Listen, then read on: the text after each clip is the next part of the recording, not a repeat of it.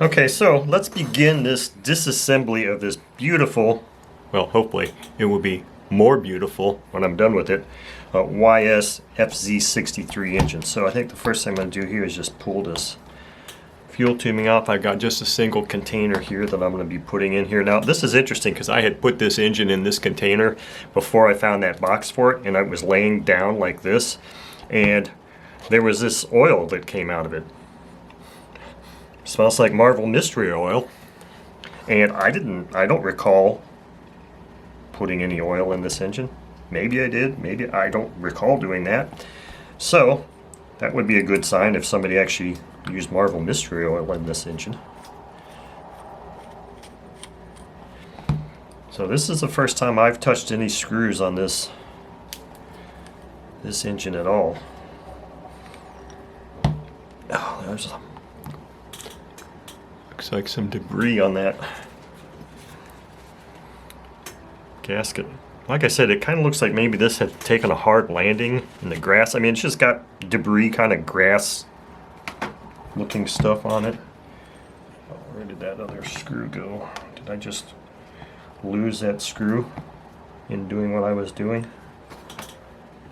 Oh, it's still on the end of my wrench here. Okay, so let's look at here. I don't know, maybe I should zoom in just a bit more. Now this is interesting because that 95 AC engine, oh no, I'm sorry, maybe that one also, but the 120, the rocker arms are like this Y-shaped thing. These are more, what I would, I guess, say more like traditional OS type.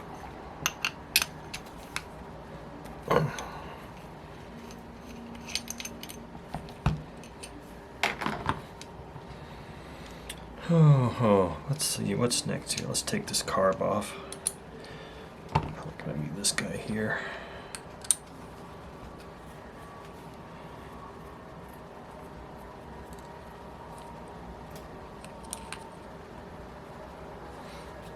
I don't know how long this project's gonna take me. I've got another YS AC engine coming early next week. This is Friday, August 21st. So I got another YS engine coming to service. Okay, we got nice long screws here in the coming early next week.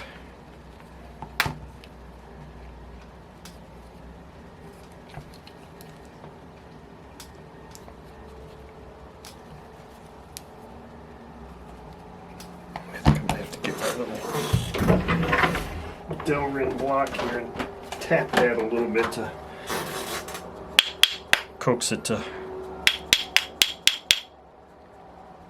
free up. I'm trying to find a safe spot to I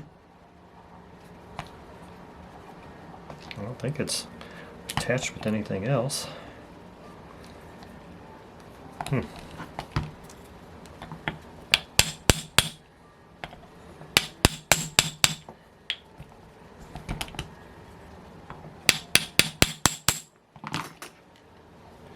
You would think that would just want to come right off. Let's go ahead and pull these rear cover screws out here. Maybe that'll help.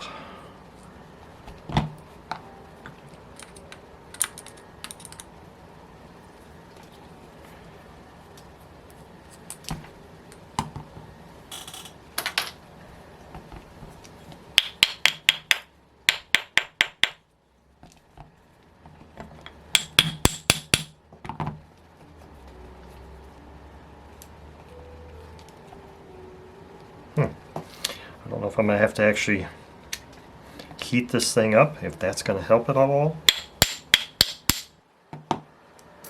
There we go. So this should just pull right out here. There we go. So there we go.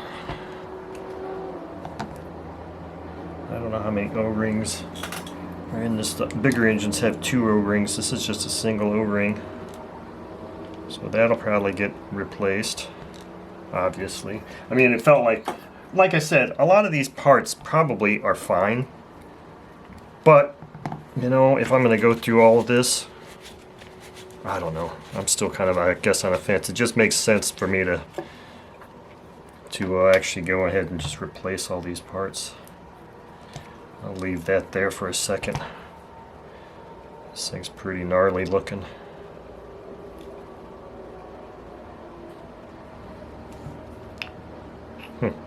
That's interesting. The opening to the throttle and then this for the intake manifold are not parallel. They're kind of off center like that. So there'll be an O-ring in here that gets replaced. I will at some point go ahead and pull this carb apart. Right now I'm going to see about maybe just getting this gasket off of here. Maybe it's not necessary at this moment. Maybe what I can do is just put this thing in the ultrasonic cleaner and let that help me. Look at that. I'm not exactly sure. I don't have my parts diagram here. Let me grab that real quick. Determine exactly what that piece is called. It's called 45. 45 is disc valve. So it's a disc valve. I don't know that there's not a bearing in here, so I don't know that this needs to be excuse me, taken apart. 47 is disc valve set screw. So there is a set screw right here that holds that in place. And wow, look at that. It's this size. See? Look at that.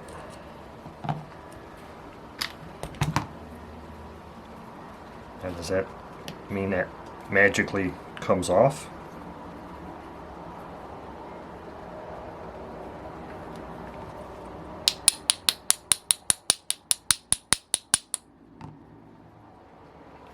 I don't know if that magically means that it's supposed to come off, or if that actually went into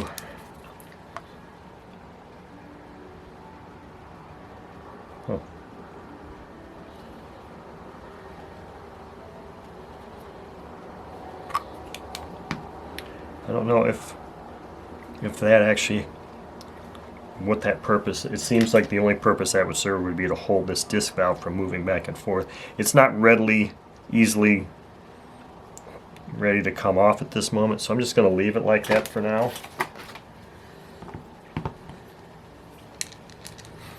Here's the inside of this thing. It doesn't look bad. I mean, this thing may not have nearly as much time on it as I thought. Let's go about removing some head screws here.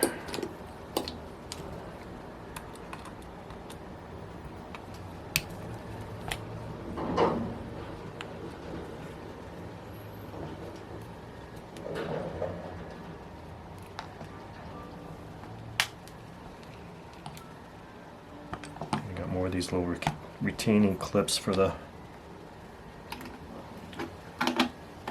Just gotta find a precision screwdriver small enough to assist me getting that clip off.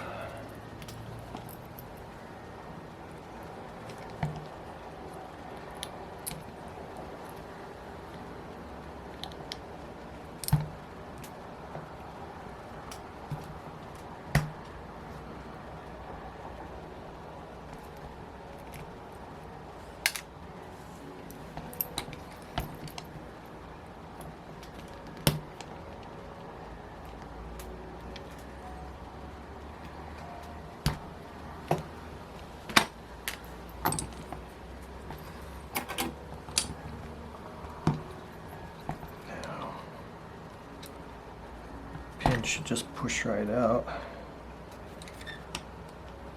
I had it moving there for a second.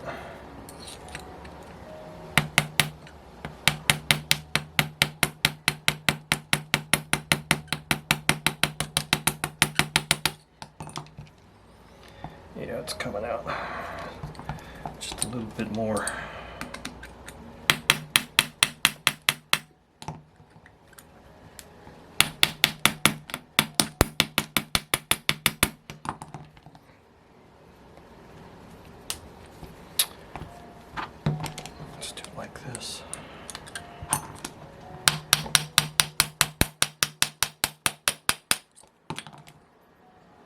Well, it seemed like it was wanting to come out.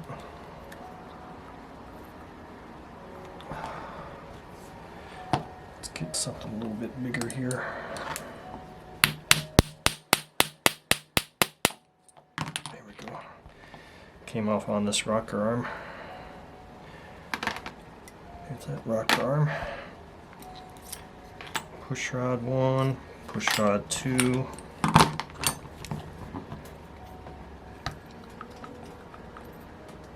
It's got split keepers for the valve retainers. Let's see what size. Oh, okay. Duh. Hey, look, it's like a Sato engine.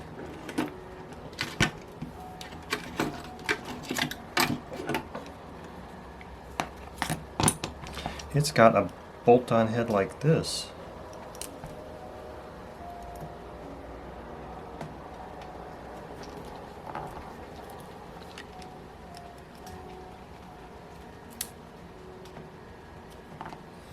I have to make sure all of this debris is out of these fastener heads.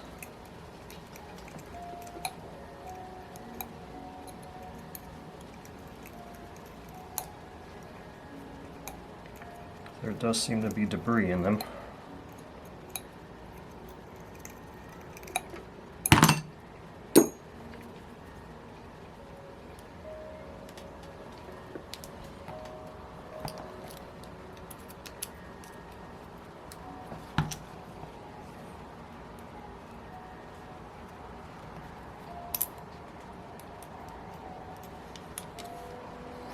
This is interesting. How this head goes on here like a Sato head.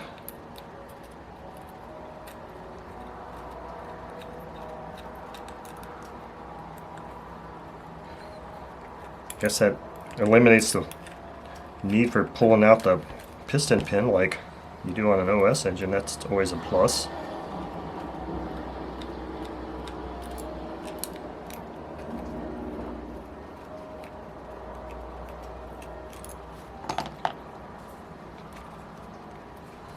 This will be the real interesting part too, is what does the top of the piston look like, and it's always kind of one of those factors you can kind of use to determine how much runtime an engine has.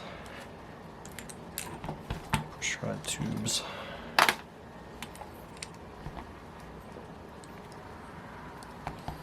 Now I want to put a mark on here. It says this is the rear. That's what it was. That was the rear. Rearward facing, I should say.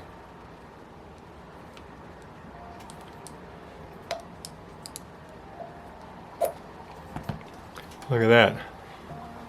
Very little runtime on this thing. It would appear anyway.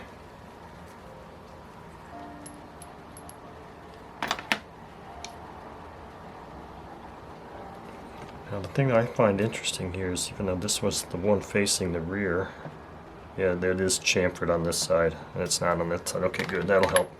So this is almost good enough just to sit here and look at, because these pistons, this piston is very much designed exactly the same way as the 120, where it's really cut away. It's just a beautiful thing. I don't know that this, because now seeing that this isn't completely black. I mean, look at this. I just wiped that piston head, top the piston, completely clean. You saw how the piston pin came out. Now, do these things just slide out more easily on YS engines because of the way they're coated? Because it looks like they're chromed, or they have some sort of coating on them that would make them perhaps more slippery. And if that's the case, there's another reason that's like, OS, why did you make that? Why did you design your engine such that piston pin extraction is so challenging? And it doesn't take but one run on an OS engine before that's enough to cause enough crap on there to just seize that thing up. The only time I think I've ever seen one of these just come out like this, that easily, is on a brand new engine. So, whatever. So this engine looks Very low time.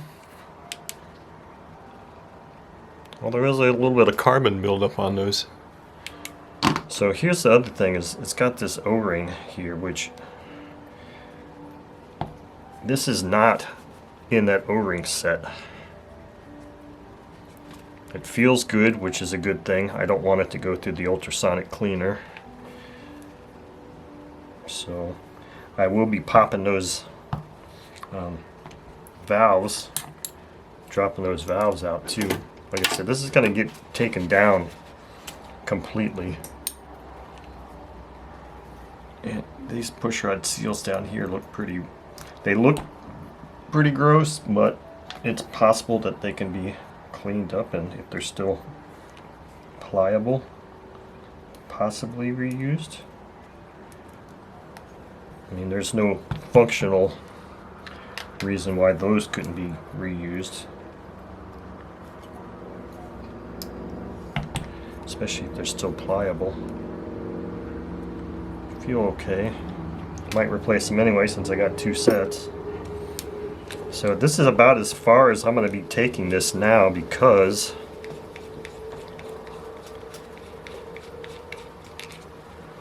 well, these prop nuts seem pretty rough. Oh, so I forgot to mention this. So I do know for a fact that this is an FZ63 and not a 53, because somebody on the YS owners group on Facebook answered a question of mine about how you tell the difference between the 53 and the 63, because there's really nothing on them to denote that. And he said that one of the best thing was, you know, someone said, well, obviously you measure the bore or the diameter of the piston, and he gave measurements for both. But the other thing is the crankshaft size is a 8mm on the 63 and a 6mm on the 53. This measures 8, so therefore so like I said, that's as far down as I'm going. Oh no, it's not. I'm going to take this regulator apart too, or take it off, I should say, because it's definitely going to need to be cleaned up.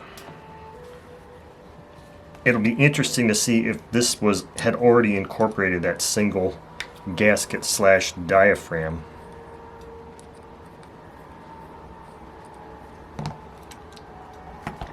No, it did not. Let's put those over here.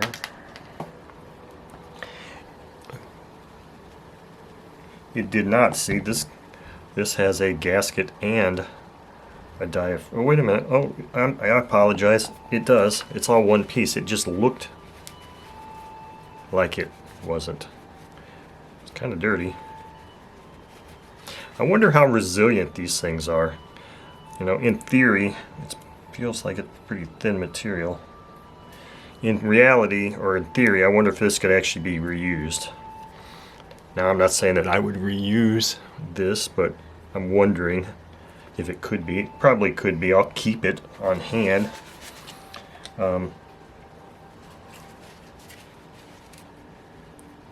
I don't. That's kind of shocking.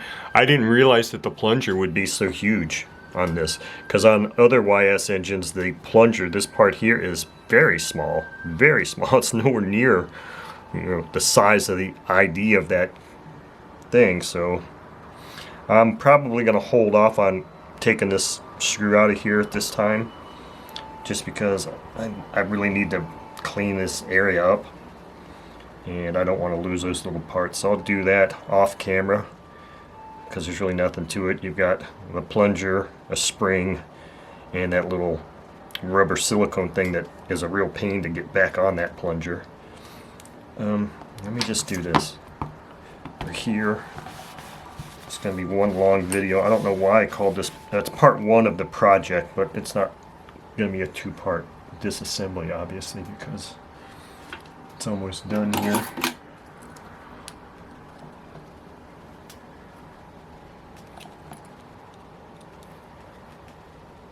Okay, I'm going to have to get a much larger screwdriver than blade width than that, because that was feeling rather tight.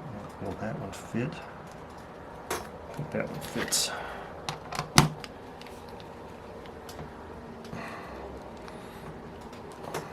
should have done this while it was on the engine, I think. That's really tight. May have to just bolt this thing back on here real quick and loosen that up, because that's really not wanting to come off.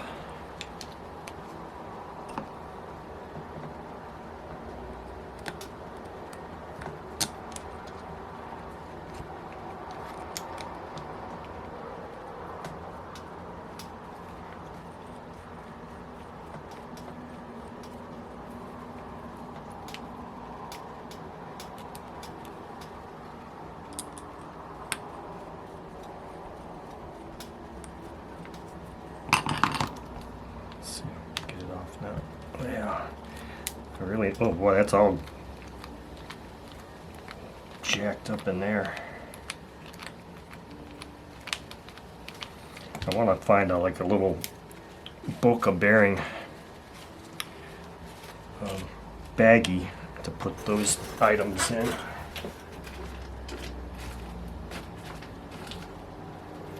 Just so happen to have one right here. Should be out already. Yeah.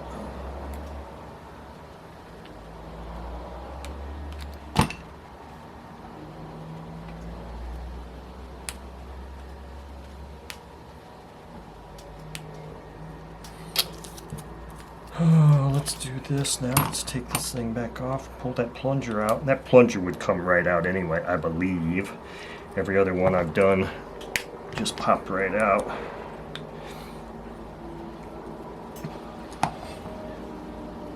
This regulator screw has got debris and stuff in there. It's really holding that in there.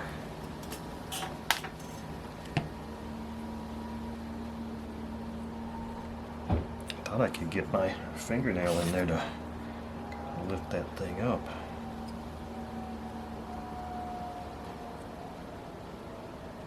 Alright, well, we're going to have to try and get this thing out of here somehow. May just have to go in the ultrasonic like this.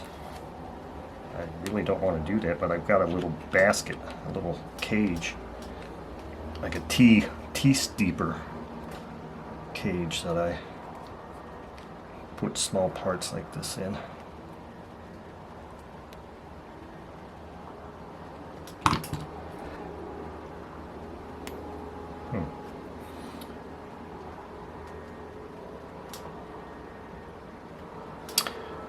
Well, heck.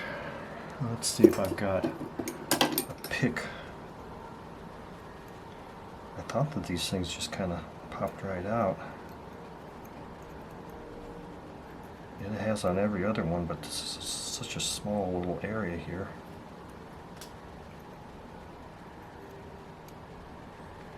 This pick is not as small as I'd like it to be. Maybe a T-pin.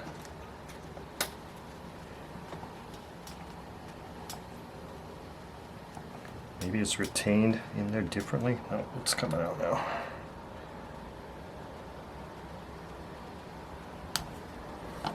There's that little sucker.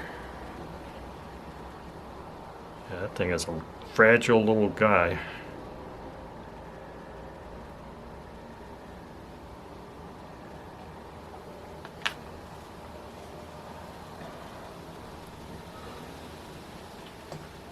And that didn't help me in the least.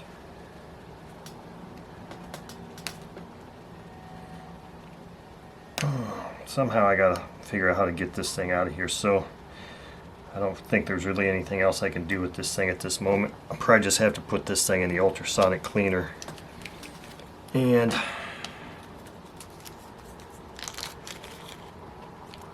for the best. I sure as hell hope I didn't bend that thing.